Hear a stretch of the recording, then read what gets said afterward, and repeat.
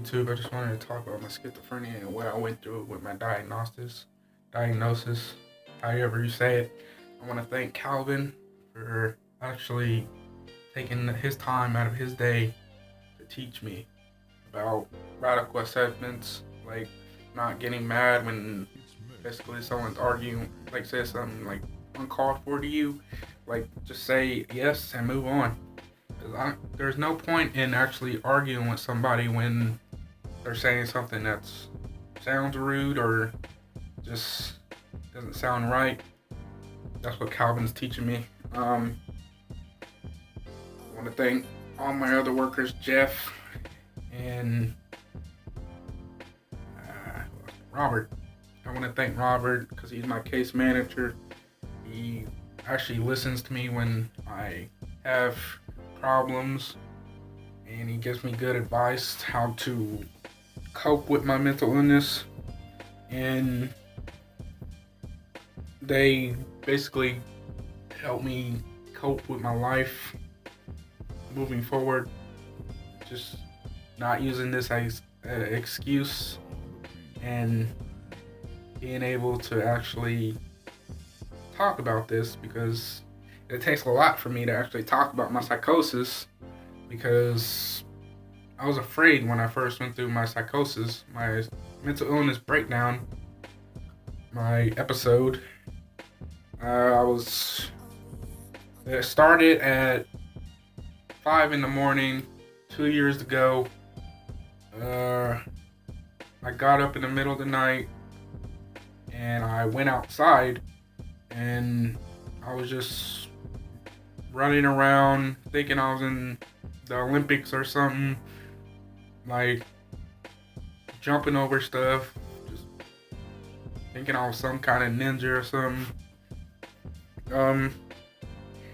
I basically I just was crazy. I hate to say that, but I was crazy. And I used to have a Prism as a car because I got it for free. It used to belong to one of my friends that my mom says payee, named Anthony. It kept breaking down and kept needing jumps and stuff like that, but turned out the car was just really old, and I don't want to say crappy because that was a gift. And I drove. If any of you know where the Pizza Hut is, what else is over there? Subway and the dental clinic. The dental clinic. I drove my car over there, and that's what it broke down. It broke down on me over there, and I was stranded. And me being out of my mind that I was, I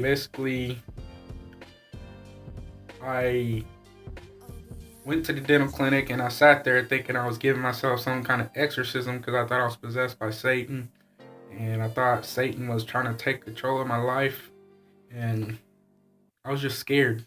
I didn't know what to do, so I surrounded myself with light, and I just doing some crazy off the top stuff. And I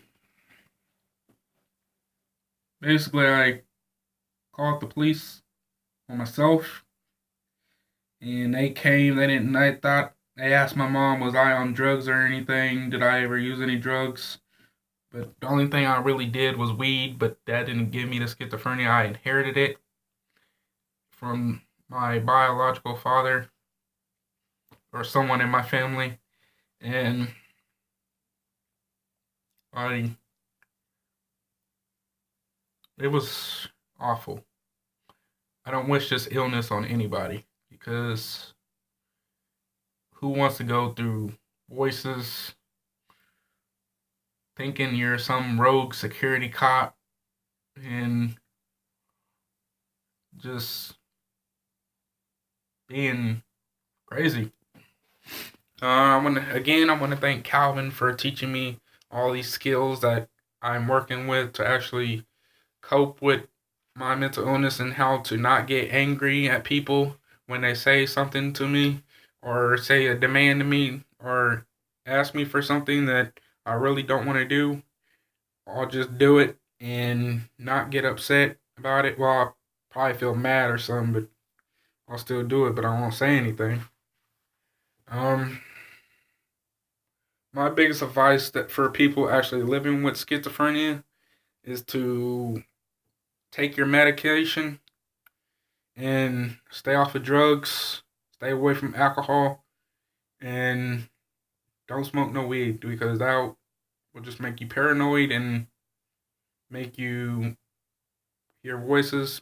It'll make you feel guilty, like you sinned against God or something. That's how I feel.